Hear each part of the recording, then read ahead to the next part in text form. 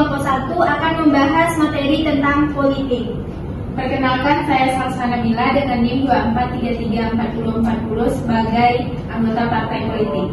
Baiklah, saya Sursetiawati dengan NIM 24334043 dan sebagai pengamat politik. Dan saya Salwa Nurul Falbi dengan NIM 24334042 sebagai relawan politik. Saya Salwa Zahra NIM 24334214 sebagai jurnalis yang meliputi pemilu. Perkenalkan, saya Faradina Ramadhani dengan NIM 24334163 sebagai warga biasa yang ingin memilih. Saya Nabila Monisyara dengan NIM 24334026 sebagai narator. Saya Sri Mulyuni dengan NIM 24334204 sebagai politisi senior. Saya Fanida Rizal dengan NIM 24334044 sebagai ketua KPU. Fani dan Salwa berdiskusi di TPS tentang pentingnya memastikan pemilu berjalan adil dan jujur. Faradila sedang mengantri untuk memberikan hak pilihnya. Kita harus pastikan bahwa seluruh tahapan pemilu dilakukan secara transparan dan tanpa kecurangan. Ini adalah wujud nyata dari penerapan sila keempat Pancasila, kerakyatan yang dipimpin oleh hikmat kebijaksanaan dalam permusyawaratan perwakilan. Rakyat berhak dengan bebas memilih dan tanpa tekanan. Fani, semua pihak harus diawasi agar tidak ada intimidasi. Pemilu yang adil adalah kunci persatuan dan kemajuan negara. Saya merasa nyaman memberikan suara saya di sini karena tidak ada yang mempengaruhi dan mengganggu pilihan saya.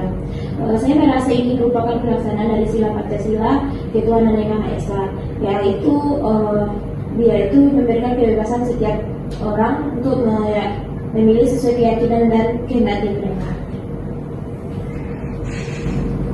Fani, Sulis, dan Salsa berdiskusi di ruang penghitung suara. Mereka membahas hasil sementara dan transparansi proses pemilu. Alhamdulillah, proses perhitungan berjalan lancar dan transparan. Ini adalah implementasi sila kelima Pancasila, keadilan sosial bagi seluruh rakyat Indonesia. Setiap suara dihargai tanpa ada diskriminasi. Tentu saja, Bu, partai kami juga mendukung proses ini berjalan dengan adil. Ini yang dinamakan dengan politik yang berlandaskan dengan Pancasila.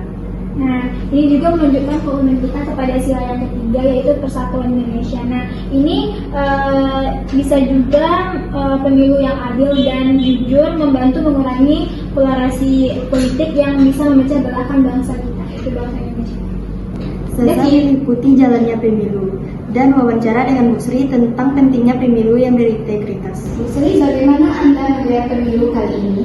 Apresiasi KPU yang bekerja dengan baik. Pemilu ini adalah contoh penerapan nilai Pancasila dalam politik kita. Ini bukan hanya soal memilih pemimpin, tapi soal memperkuat demokrasi kita.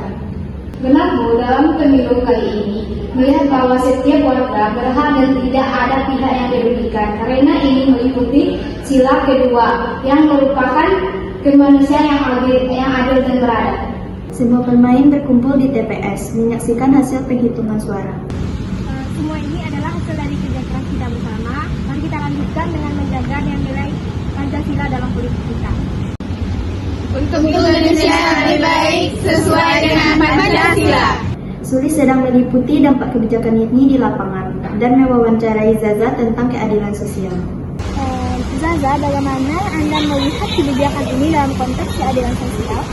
Kebijakan ini sangat tepat, Sulis. Dengan adanya distribusi merata, kita dapat mengurangi kesenjangan sosial. Ini adalah contoh nyata dari penerapan sila kelima. Setiap rakyat berhak hidup setara dan layak.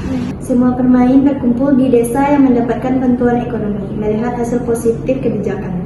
Ini adalah bentuk nyata dari Pancasila. Kebijakan ini bertujuan untuk menciptakan kesejahteraan yang merata, agar setiap manusia merasa dihargai dan mendapat hal yang sama. Untuk Indonesia yang sejahtera sesuai dengan Pancasila. Cukup sekian video dari kami, semoga bermanfaat. Terima kasih. Assalamualaikum warahmatullahi wabarakatuh.